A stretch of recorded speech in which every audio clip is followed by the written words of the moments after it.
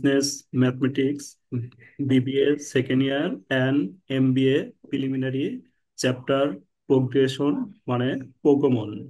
তাহলে পোকোমন অধ্যায় থেকে প্রায় সময় আমাদের অঙ্ক আসে। এখানে পোকোমন অধ্যায়টা বিজনেস ম্যাথের সবচেয়ে সহজ একটা অধ্যায়।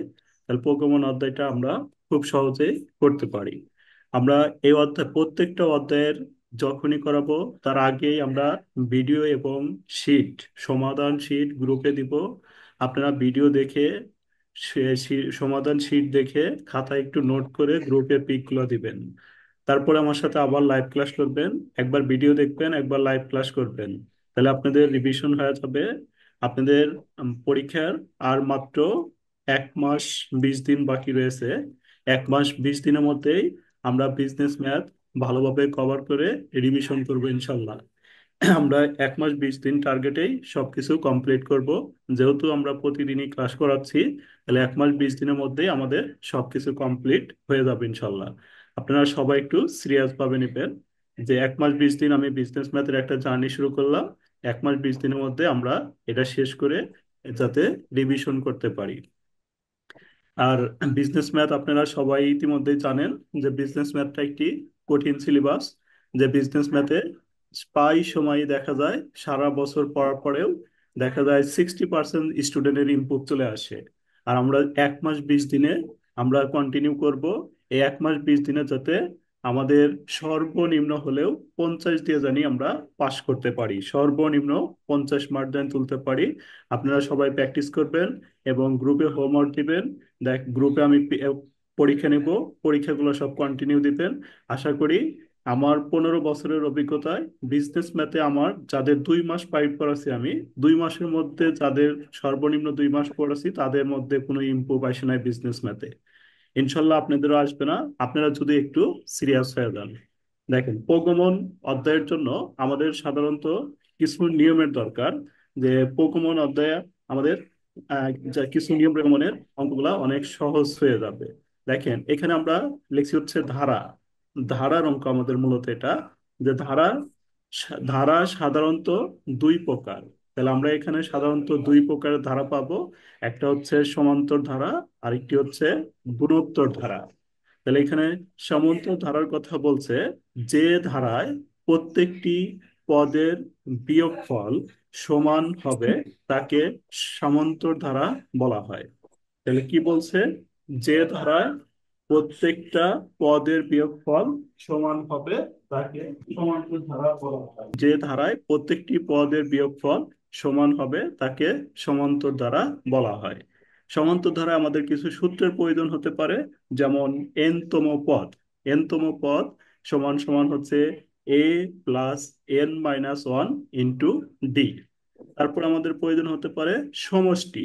ধরো এখানে সাপোজ এন তম পদ না চেয়ে আমাকে বলল 12তম পদ নির্ণয় করো।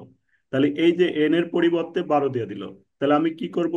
এই এন এর পরিবর্তে এখানে একটা 12 লিখবো। তাহলে আমার সূত্র কি হবে? a+12-1 D. আমাকে যদি এখানে বলে 30তম পদ, জুবায়ের ভাই 30তম পদ হলে সূত্রটা কি হবে? 30তম পদ হলে এ- সূত্রটা কি হবে? এ স্যার এখানে এ প্লাস এ 30 - 1 তিরিশ ইন্টু মাইনাস ডি। ডি। ঠিক আছে। সমষ্টি। সমষ্টির হ্যাঁ, এন এর জায়গায় শুধু 30 বসবে। এটাই শুধু 30 বসবে। সমষ্টি সমষ্টি আমরা সূত্র করবো n/2 2a n-1 into D. তাহলে একটা হচ্ছে আমাদের n তম পদ বলতে পারে, r তম পদ বলতে পারে। যদি ফারজানা বলো তো এটা যদি r তম পদ বলে তাহলে কি লিখবো আমি? r তম পদ বললে কি লিখবো ফারজানা? স্যার, এন এর পরিবর্তে আর লিখবো। এন এর পরিবর্তে আর লিখবো। সবাই কি চেঞ্জ করে দিলে লিখতে পারবো? 10তম পদ থাকবে কি? a+10 জি ভাইয়া। Minus one D. তারপরে সমষ্টির সূত্রটা। তারপরে আমাদের দেখেন সমষ্টির পরে আমাদের এখানে যেটা এটা বলা আছে আমাদের এখানে বলছে আমরা যে সূত্রটা লিখলাম, এই সূত্রটার কথা বলছে যে আমাদের এখানে যে সূত্রটা আমরা লিখলাম। দেখেন এখানে আমাদের কিছু আবার বলে দিছে যে এ সমান, সরি 1 নম্বর ম্যাথই সমাধান করাইছে। এখানে বলছে ধারাটির প্রথম পদ, প্রথম পদকে আমরা এ দ্বারা আইডেন্টিফাই করব। যেহেতু আমাদের সূত্রে রয়েছে, এই জন্য প্রথম পদের নাম লিখবো আমরা কি, এ। প্রথম পদকে কি দ্বারা প্রকাশ করব, বলেন তো ভাই, প্রথম এ। পদকে প্রকাশ করব এ। সাধারণ অন্তর, সাধারণ অন্তর ডি ইকাল টু পরবর্তী পদ মাইনাস হচ্ছে পূর্ববর্তী পদ। এখন এখানে আমাদের ধারাটা কিভাবে থাকতে পারে, ধরেন একটা ধারা আমি দিলাম, এখানে আমাদের থাকতে পারে ধরেন 4, তারপরে থাকতে পারে হচ্ছে 4-এর পরে হচ্ছে 7, তারপরে হচ্ছে আমাদের 10, এইভাবে আমাদের ধারাটা থাকতে পারে।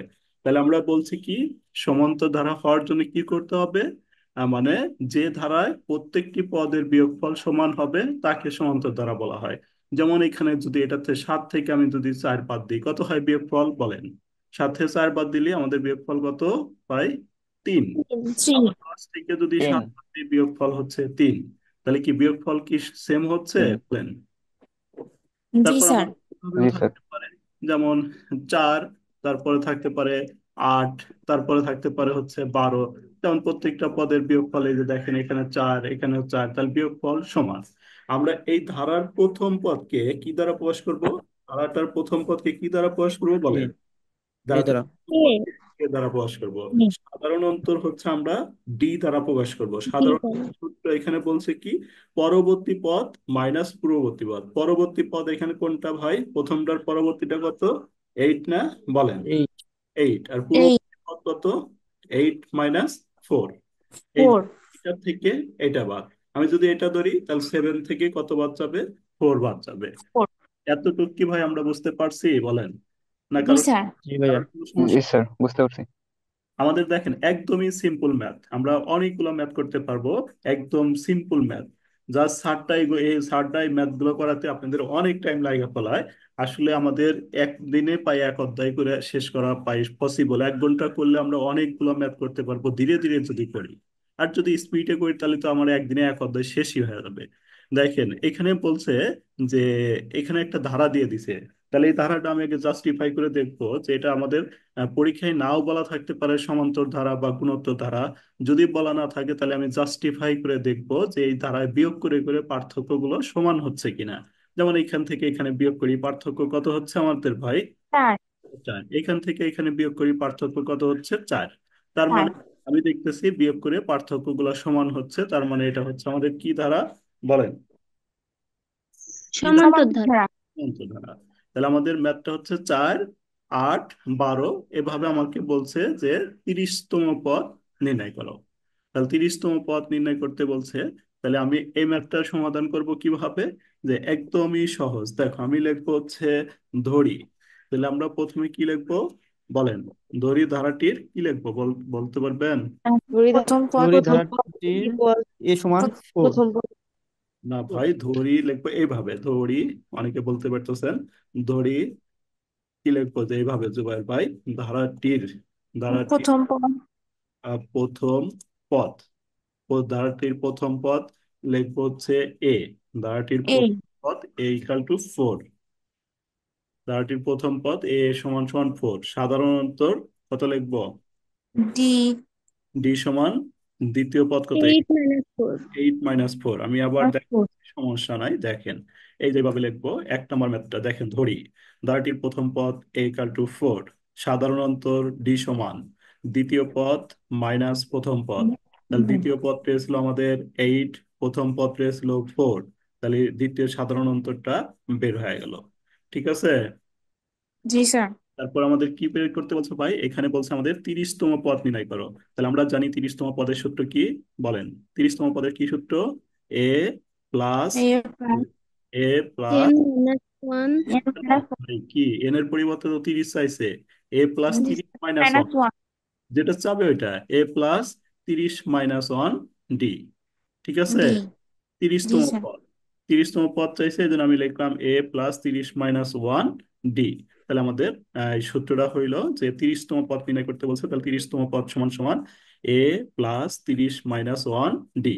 তারপর আমরা এর মানটা বসা দিব, এই যে এর মান দেখেন ইন্ডিকেট করে নিয়েছিলাম আমরা, 4। 4 বসাইলাম।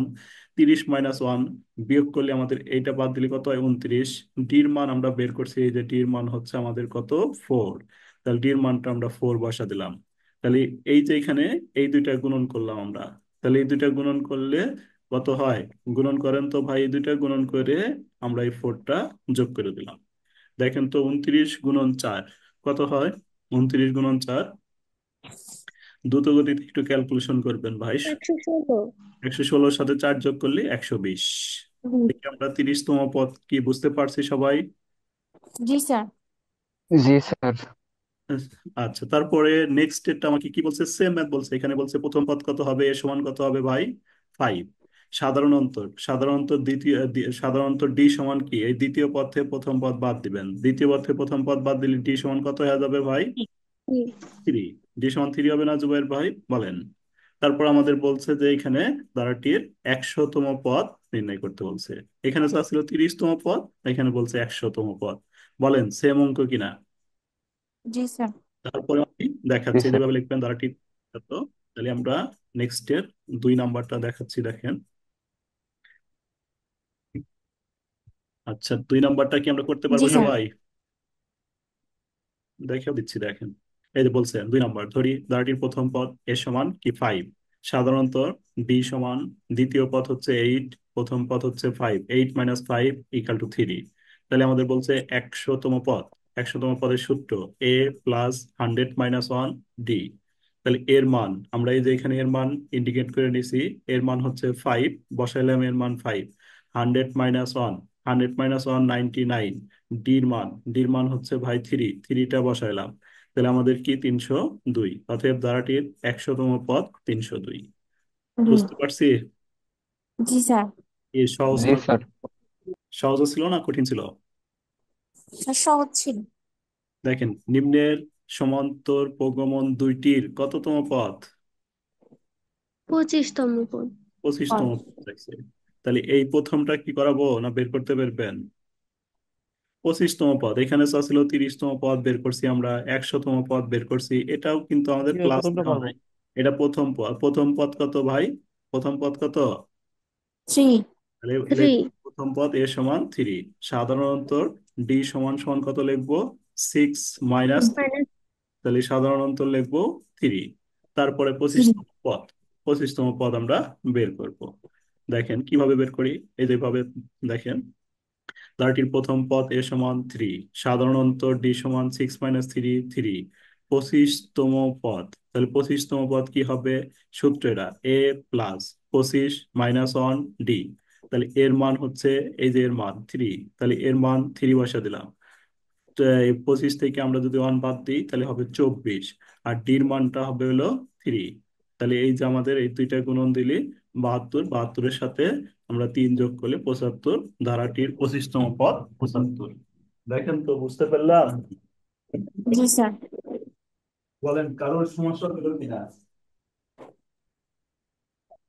না স্যার, সমস্যা নেই। যদি কারো বুঝতে পারছি। প্রশ্ন হয় তাহলে আবার বুঝে দিব, যদি কোনো জায়গায় সমস্যা থাকে একদম ক্লিয়ার বুঝে দেবেন। অত তাড়াহুড়োর দরকার নেই আমাদের, পর্যাপ্ত সময় রয়েছে। 1 মাস 20 দিন মানে অনেক টাইম। কিন্তু আপনাদের তাড়াহুড়োর দরকার নেই, একদম ক্লিয়ার ভাবে বুঝে যাবেন। যদি কোনো সমস্যা হয় বারবার বলবেন, আমি বুঝাবো, তারপরে ক্লিয়ার করে তারপরে যাবো আমরা। ঠিক আছে? সবাই কি বুঝতে পারছি ভাই? জি স্যার। জি স্যার। এইখানে আমাদের এই যে এটা এটা কিন্তু আর টেস্ট করতে হবে না, কারণ এই যে এখানে আপনাকে বলেই দিছে কোন ধারা। কোন ধারা বলে দিছে? সমান্তর প্রগমন বলে দিছে না? বলেন। আমি জি যদি স্যার। এই যে এটা যদি বিয়োগ করে টেস্ট করতে যাই, সারাদিনেও আমি টেস্ট করে খুঁজে পাবো না। অর্থাৎ আমার উপরে যদি বলে দেয় তাহলে আর আমাদের টেস্ট করার কোনোই দরকার নাই। এটা সমান্তর ধারার অঙ্ক। গুণোত্তর ধারা বলে দিলে গুণোত্তর ধারা, সমান্তর ধারা বলে দিলে সমান্তর ধারা। ঠিক আছে? তাহলে জি এখানে স্যার। বলেন, ধারাটির প্রথম পদ কত হবে, এ সমান কত হবে ভাই? 2 নাম্বারটা। 1। সমান 1। 1। ডি। ডি সমান হচ্ছে আমাদের কি হবে? ডি সমান হবে হলো দ্বিতীয় পদ মাইনাস হচ্ছে প্রথম পদ। দ্বিতীয় পদ হচ্ছে কত? 5 5/6। মাইনাস প্রথম পদ কত? 1। এটা না? বলেন। জি স্যার। জি লসাগু ভাইয়া। কত হবে? লসাগু 6। 6। এই 6 দিয়ে 6 এ ভাগ করবো 1। 1 দিয়ে উপরের 5 এ গুণন দিব 5। তারপরে কি করব? এই 6 দিয়ে অনেক গুণন দিব, 6 অক্ষে 6। 6। তাহলে কত বের হয়? মাইনাস 1। 1 ডিভাইডেড কত? 6। তারপরে এটা কি বের হলো? -1 ডিভাইডেড 6 কিসের মান বের হলো? ডির মান। ডি। আমাকে কি বের করতে বলছে? 25তম পদ। 25তম পদের সূত্র কি বলেন? 25তম পদের সূত্র কি? A plus a a plus, minus one one d d. আবার এর মাইনাস ওয়ান আসবে এখানে রে ভাই। এ প্লাস সরাসরি 25 25 মাইনাস ওয়ান ডি, এ প্লাস 25 মাইনাস ওয়ান ডি, ঠিক আছে? তাহলে এই যে দেখো এখানে লিখলাম আমরা, ধারাটির প্রথম পদ এ সমান 1, সাধারণত ডি সমান দ্বিতীয় পদ মাইনাস প্রথম পদ, লসাগু করলাম 6, এই 6 দিয়ে 6 এ ভাগ করব, তাহলে বের হবে 1, 1 দিয়ে 5 এ গুণন দিব, তাহলে 5। আর এই যে আর নিচে কিছু নাই মানে 1, যদি আমি 6 দিয়ে অনেক ভাগ করি তাহলে কত হয়? 6ই হয় না? বলেন। তারপরে 6 দিয়ে উপরের অনেক গুণন দিব, 6 একে 6, বাদ দিলে 5 পাই 6। তারপরে 25তম পদ, তাহলে 25তম পদের সূত্রটা আমরা অ্যাপ্লাই করে বসাবো এখানে। 25তম পদ, এই যে দেখেন 25তম পদ আমার কি আছে বলেন? সূত্র কি বলেন? 25তম পদ এ প্লাস এ 25 মাইনাস ওয়ান ডি। প্লাস আমি কিন্তু মাইনাস ওয়ান। বারবার বলতেছি ভাই, আমার বলার সাথে আগে আপনাদের বলতে হবে। আমি বারবার বলতেছি মানে আমার মুখস্থর জন্য না, আপনাদের মুখস্থর জন্য, যাতে ক্লাসের পর ক্লাসে হয়ে যায়, অতটা পরিশ্রম না করতে হয়। তাহলে এর মান আমরা পাইছি কত? 1, তাহলে বসাইলাম 1। ওয়ান। তারপর প্লাস 25 - 1, ডির মান আমরা পাইছি -1/6, এই জন্য এটা -1/6 ব্র্যাকেটে রাখলাম। তাহলে আমাদের কি হবে? এবার এই ওয়ানটা ওয়ানই হবে। আর এই যে 6 দিয়ে এই যে এই 24টা কাটো, তাহলে কত হয়? কত হয়? 4। 4। আর 4 এখানে একটা মাইনাস রয়েছে, এই যে এই মাইনাস আর এই যে প্লাস, এই দুইটা গুণন করবে, প্লাস মাইনাসে কি হবে? প্লাস মাইনাস মাইনাসে মাইনাস। মাইনাস, এটা ভুল করা যাবে না। আমি কি প্রথমে এই ওয়ানটা যা আছে তাই রাখলাম, তারপরে এই 6 দিয়ে 24-এ কেটলাম 4, এখন 4 দিয়ে অনেক গুণন দিলে তো 4 রাখে 4ই হবে। এখন এই যে এখানে একটা চিহ্ন রয়েছে মাইনাস, আর এখানে একটা চিহ্ন রয়েছে প্লাস, প্লাস মাইনাসে মাইনাস, তাহলে 4 রাখে 4, তাহলে আমরা বাদ দিলাম -3। তাহলে ধারাটির 25তম পদ -3। দেখেন ক্লিয়ার? বুঝতে পারছি না সমস্যা আছে? জি বুঝতে পারছি। বুঝতে পারছি। আচ্ছা, তারপরে আমাদের জি স্যার, 4 বুঝতে নম্বর পারছি। ম্যাথ, 4 নম্বর ম্যাথটাও একই। দেখেন 2 -5 -12 -19 ধারাটির 12তম পদ কত? তাহলে আমাদের প্রথম পদ কত হবে? এ সমান কত হবে জুবাইর ভাই? এ সমান কত? 2। 2। এ সমান 2 না প্রথম পদ জি জুবাইর? ভাইয়া। তাহলে ডি সমান কি হবে বলেন? ডি ডি সমান কি সমান হবে? হচ্ছে দ্বিতীয় 5 পদ - 2 টু স্যার। -5। খালি কি 5 পাই? দ্বিতীয় পদ কি শুধু 5? -5 -5। -5। তাহলে দ্বিতীয় পদ আর সূত্রের মাইনাস, এই যে সূত্রের মাইনাস পয়সা দিলাম। প্রথম 2। পদ হচ্ছে কত? 2। তাহলে কি হবে বলেন? মাইনাস মাইনাসে -7। মাইনাস মাইনাসে প্লাস, কিন্তু চিহ্ন ঠিকই 7 থাকবে মাইনাস, -7। তারপর 7। কততম পদ লিখবো? 12তম পদ। তাহলে এই যে দেখেন দেখাচ্ছি, লাটির প্রথম পদ এ সমান 2, সাধারণ অন্তর দ্বিতীয় পদ মাইনাস প্রথম পদ -7, 12তম পদ এর সূত্র এ প্লাস 12 - 1 ডি। তাহলে এর মান 2 বসে দিলাম। 12 থেকে 1 বাদ দিলাম 11, ডির মান হচ্ছে কত ভাই? -7, তাহলে -7 বসাইলাম। তাহলে এখানে আমাদের কত হইলো? 2। আর হচ্ছে এখানে আমাদের এই যে মাইনাস আর এই যে প্লাস, এই মাইনাস প্লাসে ক্যালকুলেশন করে প্লাস মাইনাসে কি হয় বলেন? প্লাস মাইনাসে কি হবে? মাইনাস। মাইনাস 7 11 -77। -77। মাইনাস 77 থেকে যদি আমরা 2 বাদ দিই তাহলে মাইনাস কত হবে? 75।